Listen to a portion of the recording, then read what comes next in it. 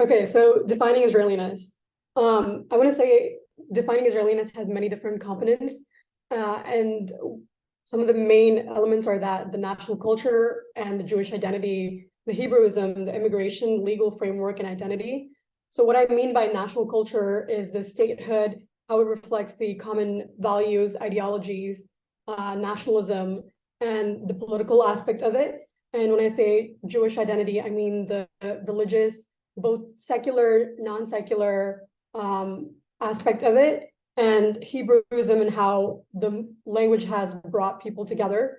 When I say immigration, I'm talking about all the different waves of people that have come into the country since its statehood. The legal framework will be referring to the immigration law, citizenship, and the question that it leads to, whether who is Jewish, who can get citizenship, and who technically should not be allowed to.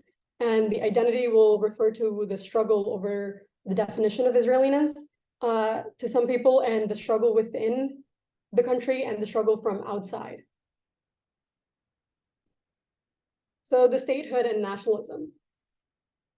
Unlike many other communities, the Jewish people were persecuted in a lot of different places, and they had a need for a Jewish state, more so because of the Jewish problem or the Jewish question. And the question was essentially this: what do we do with the Jewish population? Should they be completely annihilated, or should they be forced to assimilate? Now, when they were forced to assimilate, people did not want to comply, and they kept their identity. And when they didn't comply, they were annihilated. And this happened, we saw this in like Nazi Germany, we saw this in Soviet Union, and we saw this in Romanian genocide, and a lot of it goes unspoken. We just don't hear about it. We just hear about Nazi Germany, and that's all we know, but it has happened all throughout Europe. So during that time, a lot of Zionist movement started, and it was the need to create a Jewish state because people were being spiritually, culturally, and physically annihilated because they weren't allowed to lead the Jewish lifestyle the way that they wanted. And so there was this ideal of going back to the Palestinian home and setting up home there so people could be who they wanted to be and define Jewishness the way that they wanted to define it.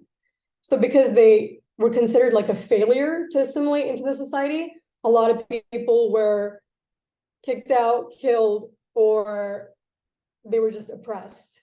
So during this time is when we hear about Theodor Herzl, and he was like the father of the Zionist movement almost. And he was the one that wrote the book about the new old state called Judenstaat. And it was basically a book saying that Jewish people should have a right in a place in their home, and they should be able to live there. And this is when the Zionist movement started. So I should clarify, the Zionist movement was actually more secular than it was religious. So it was, even though it was like a state for Jewish people, it wasn't because of their religiosity. It was more because of like an ethnic identity, and they wanted a national state. Just like how the French had their own nation state, the Germans had their own nation state, the Jewish people wanted their own state. So now the next aspect of the Jewish or the Israeli identity is the Jewish identity, which people assume is the forefront of it. And over the years, it has drastically changed. Now, like I mentioned, when it was during the Zionist movement, it started out as a secular movement. And over the course of the years, it has become more religious. And the identity has changed as such. So it started out very secular, and now it's more Jewish and more religious based.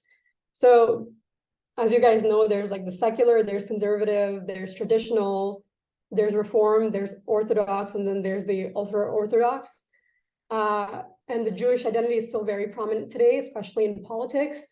I don't know if you guys have been following the elections here, but they play a very big role, considering they're about, I think, 10% of the population.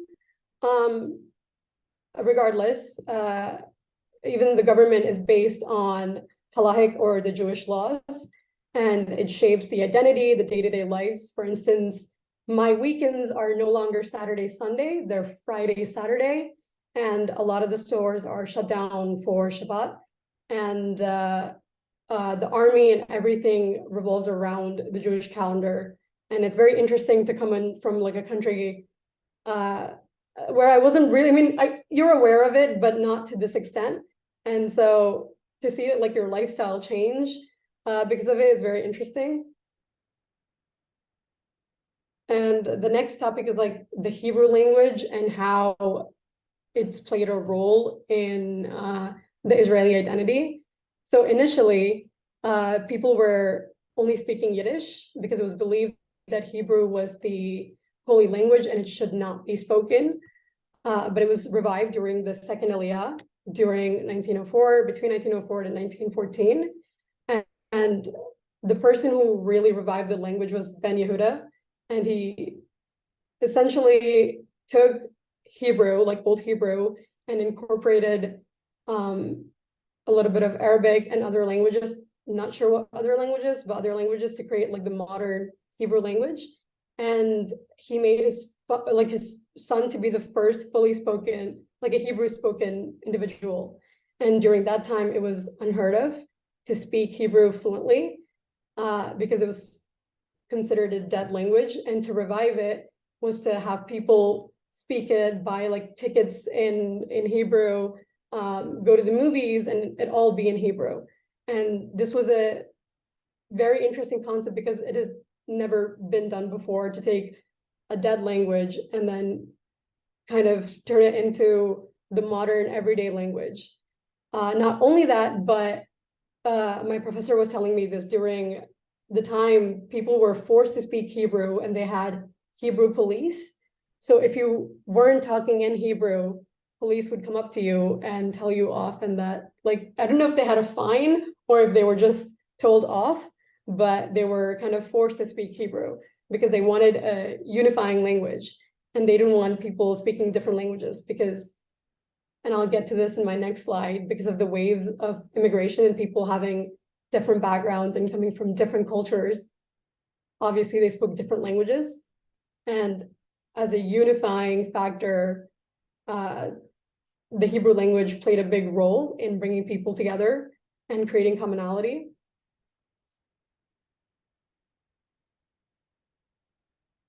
Oh, also interesting to note that initially when I said Yiddish was the language of the secular Jews, but now it's the language of the religious Jews because they believe that Hebrew should not be spoken. So, and in one of our field trips, we visited the places where they live, and all the posters and everything is in Yiddish, and they don't speak Hebrew. They don't really get involved in like other parts of the society. They don't socialize with anyone else, and they're kind of like secluded. Not only that, but also you could see the divide in education system. For instance, the secular, more city-based schools are all Hebrew-based, and then they have a different curriculum altogether, whereas the people who are more religious have a different education system, and it's based around the Torah, and they only teach and learn in Yiddish. So there's a huge change over time in how it started out as the secular speaking Yiddish, and now everyone speaking Hebrew, but now only the religious Jews speak Yiddish, or yeah. So immigration. With the creation of the state back in 1948, a lot of waves of immigration came into the country. First, it was European, and then over time, it was Russian, Ethiopian, Middle East, and North African region. And there's even like Indian Jews, which I was completely unaware of. And this gave rise to new conflicts, new tensions, and there was almost like a hierarchy between the people, because the first to settle down, or the foundation of the state, was basically Ashkenazi Jewish population, the European. And over time, they witnessed a huge inflow of Russian and Ethiopian, and you can still see that in today's society where the neighborhoods are as such. I mean, not the city in and of itself, but if you go a little outside the city, you'll see the Ethiopian side, you'll see the Russian neighborhoods, and you'll see the European side neighborhoods, and they're quite different. And it's interesting to see how the settlements have also like changed over time. And this gave rise to new Israeli identities. So it no longer meant that if you were Jewish, you were just of Eastern European, or you were just Sephardic, or you were Mizrahi. They had to accept new people with new identities, and it introduced concepts like race into the topic. And it's interesting because we visited a group of Ethiopian Jewish community in a kibbutz, and one of the guys they were telling us that they couldn't get citizenship because of their skin tone, and they couldn't convince the government that they were Jewish because they had no proof. So immigration also not only affected the identity, but also challenged the government and the citizenship laws and how that was viewed. And over time, you'll see how it challenges the government and how it responds to people, and what it means to be Israeli has drastically changed from what it was in, say, the first Aliyah to now, because of the different groups of people in the country. But regardless, Israel was meant to be a Jewish state for exiles, wherever they were persecuted, whether it be Ethiopia, whether it be India, whether it be Russia, whether it be European countries. It was meant for the Jewish people. And it was considered like a melting pot. This I thought was very interesting because before coming into Israel, you don't think of Israel as like a melting pot with different immigrant communities. You just think of it as like a Jewish state, and it's we tend to see it as like a binary thing. It's either you're Israeli or you're Jewish, or that's about it. You don't get to really think about the nuances. And I know that you guys have like gone over it, but I didn't take the course before coming here, so I didn't know about the different immigrant groups or the different identities. And I thought it was interesting that it was considered, or described as a melting pot, because in my head I started like drawing parallels to America and how it's also a new country, and it also is like considered a melting pot, and also has different waves of immigration or immigrants and how they define their identity. And not a lot of people like put Israel and America side by side, but it's quite similar in the way that it handles its issues, and the political diversity, the immigrant culture, even the national identity. And not only that, but I thought it was interesting when I looked at the question, when it talked about what does it mean to be Israeli, and my head immediately went to like, what does it mean to be American? There's no one identity. And because especially if you're an immigrant, it's like a hyphenated identity. So like I'm Indian American, or if you're from say Japan or China, you're like Asian American, and so on and so forth. And that exists here. And not a lot of people realize that it comes with different subsects, and it's a more nuanced thing, and it's not as binary as people make it out to be, especially in the media.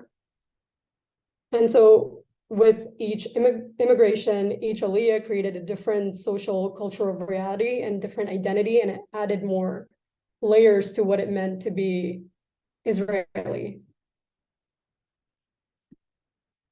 Now, with the immigration, the law of return came into question. So basically, the law of return is nothing but every Jewish person who immigrates to Israel and wants to make aliyah to become the citizen of the state basically can do it. All you have to do is that you have to claim you're Jewish.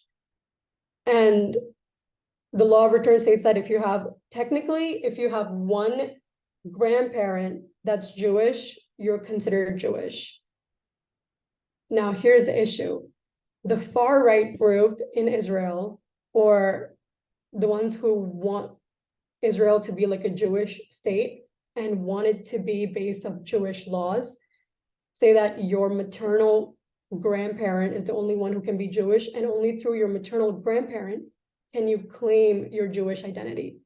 If you cannot claim it through your maternal grandparent, you are not considered Jewish. Now that is a Jewish law, but Israel did not want to put that Jewish law in place, and instead it just said any one grandparent, if they are Jewish, you can claim your Jewish identity.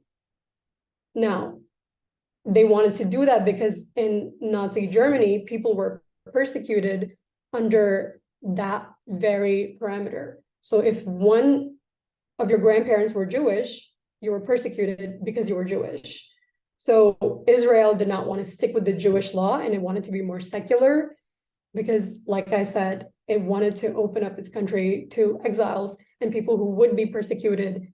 And so it stuck to that definition instead of the religious definition. Now, a lot of people have an issue with this because they believe that if it's a Jewish state, it should abide by Jewish laws. And because this is a more secular law and it doesn't adhere to like the Jewish laws, they don't accept a lot of the people. So for instance, with the Soviet fall, a lot of Russian Jews came into Israel, and they claimed citizenship, or at least they tried to claim citizenship. And it brought up the issue that they're not Jewish because they claimed it through their paternal grandparent, and a lot of them claimed it through their paternal grandparent. And then they said the far right political groups were reluctant to accept them because they did not want people who were not really Jewish to enter the country. So that is still one of the most hotly debated topics in this country. And a lot of people are against it, and a lot of people are for it. It just depends on where you fall in the political spectrum. And if you want to follow Jewish law and to what extent you want to follow the Jewish law.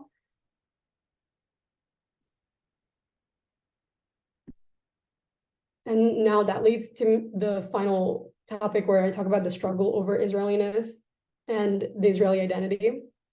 So like I said, the Israeli identity is made up of like different elements, whether it be statehood, nationalism, whether it be immigrants, or the Jewish identity, the Hebrew language, the citizenship, just based on legal framework.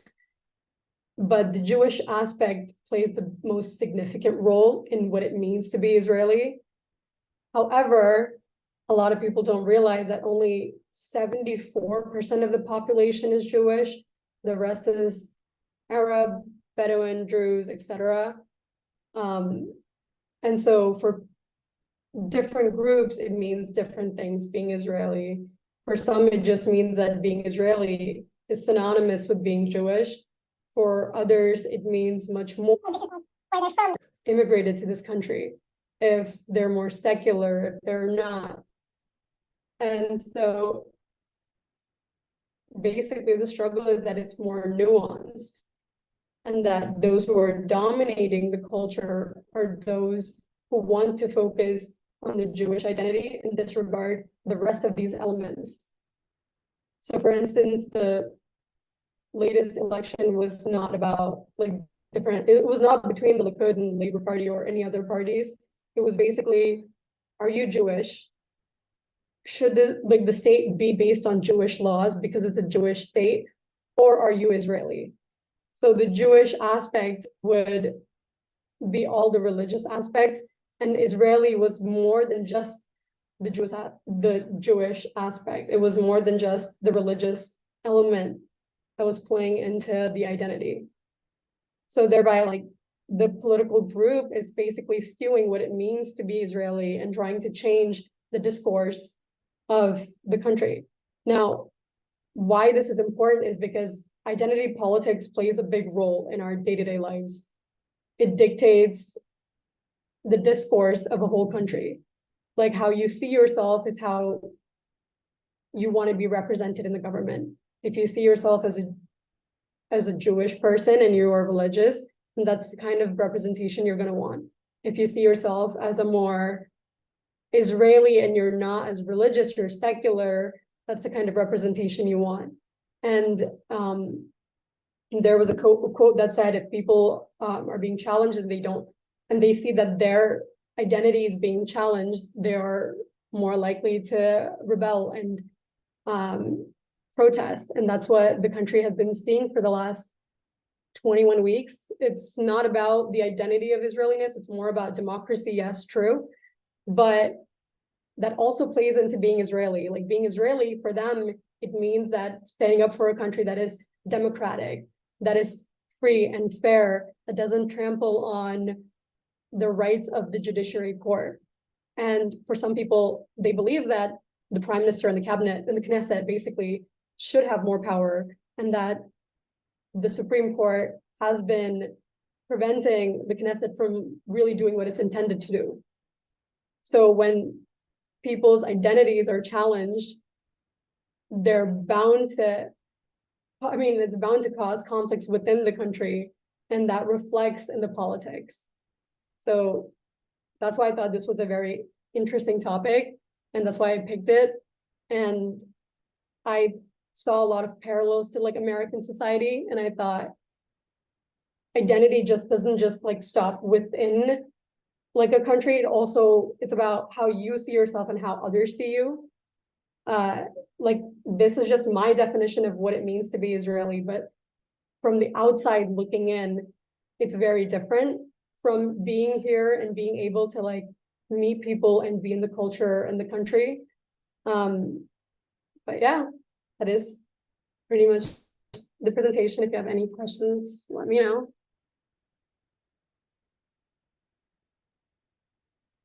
I can't hear you guys.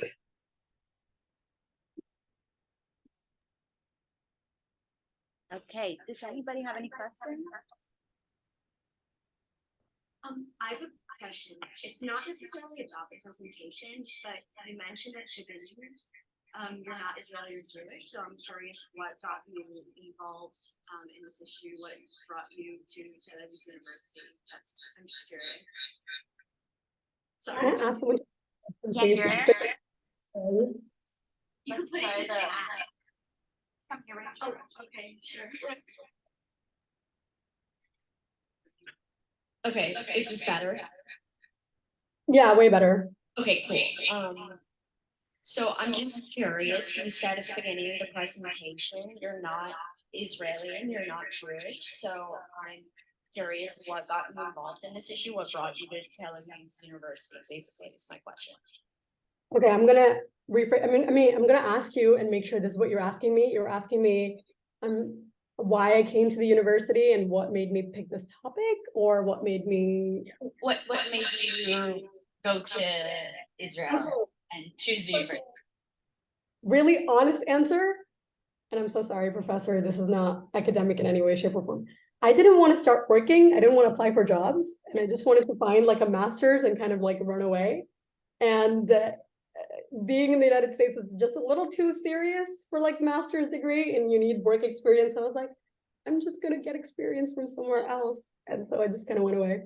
But I picked this university because I minored in African and Middle Eastern studies, and I took a class with Professor Waxman about the Israel and Palestinian conflict. And I was really, really interested in it. I read his books. I started getting really into it. For some reason, it just caught my attention, and I wanted to learn more about it. So I talked to Professor Waxman, and I talked to a bunch of other professors about, how do I further my studies about the Middle East, and where do I study from, like, suggest any universities. So one of my professors said, instead of studying about the Middle East from a Western perspective, why don't you go there and study it from their perspective? Like, be there on the ground, see for yourself, like learn about the culture, be in the culture, like surround yourself around it, and see what you like go on from there. So it was that kind of led me to apply to a master's degree here, and I just left everything back home and moved here. Now I don't want to come back. But I highly recommend traveling to Tel Aviv. It's quite fun. I do too. Any other questions? No? Did you come here though, Maria? I'm so sorry to make you guys come up. That must be so weird. It's this Okay. side. Okay. So how studying like Tel Aviv University changed your opinion about like Israel, the conflict, stuff like that, and then like where do you see yourself like moving forward? Okay, that's actually a very interesting question. I'm so glad you brought that up. Okay, so before coming, like I said, the media views Israel as this like big bad guy, and being here, especially going to the protests over the last 21 weeks has been so interesting, and seeing how tolerant the country is so interesting. Um, because I mean, this is just mostly about the protest, and then I'll go about the university. Going to the protests, you see people fighting for democracy. There's like a bunch of LGBTQ flags, and you see people fighting for like LGBT rights, transgender rights, because that's also one of the issues that the Likud party brought up. And then you see a lot of Palestinian flags and people trying to protest for ending occupation. And you think outside of the country, you think that they wouldn't be tolerant to it, because the media always portrays it as like Israel versus Palestinians. But actually, even in the university, there's a lot of Palestinian students who attend the college, who study here, and we don't really get to interact with them because our program is an international program and it's taught in English. But there are classes that are taught in Hebrew and Arabic, so on. And it's very interesting to see that, because when you're on the outside, you don't think that it would be like where people can coexist, where actually like people are residents of this country, are Israelis by, citizenship or by law or by residency, but they're actually Palestinian Arabs.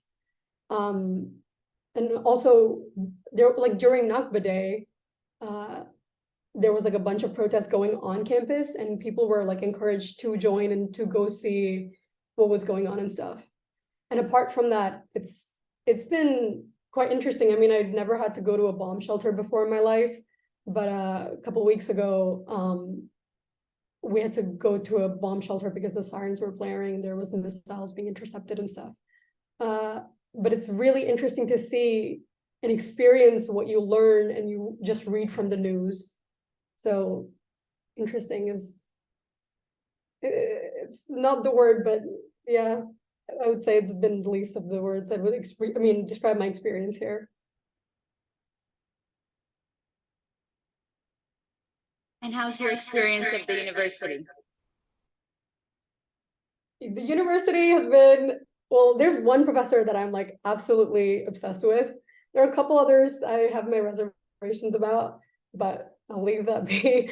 But I'm really enjoying my degree here. It's, I don't know if I miss UCLA. I'm not gonna lie. I miss the professor there and the way that it was taught. It's just different. It's not the rigor that I'm used to. So, and it's not as structured as say like an American university would be. But it's the culture, like it's just how it is, and I'm learning and adjusting, but it's very different.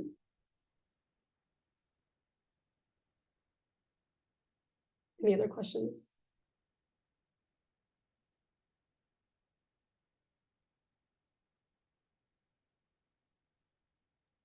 All right, thank you so much. Thank you, Professor.